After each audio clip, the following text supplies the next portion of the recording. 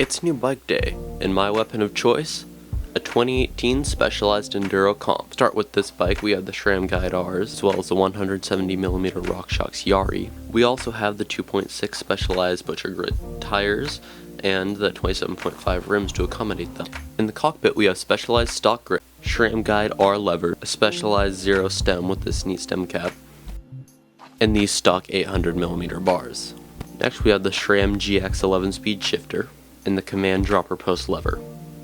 Now we see the sleek black large enduro frame. Going down to the Öhlins XTX 22, which is actually a pretty disappointing shocks, and on my trip to Capitol Forest, it somehow managed to leak out all its air between when I bought it and when I rode at Capitol Forest, which was only 3 days.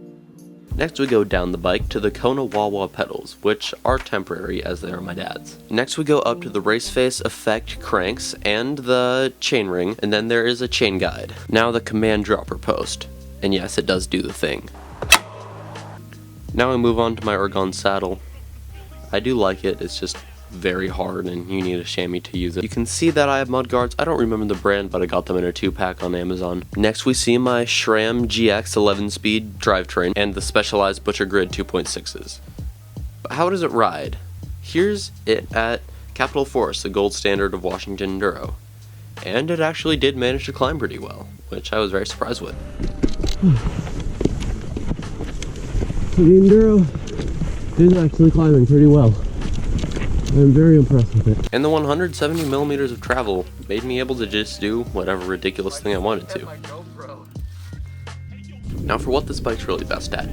Shredding down chunky downhill as fast as you possibly can. I was confident on absolutely everything, whereas the last time I rode here, I was on my 120x120 old Specialized stump jumper that had 26 wheels.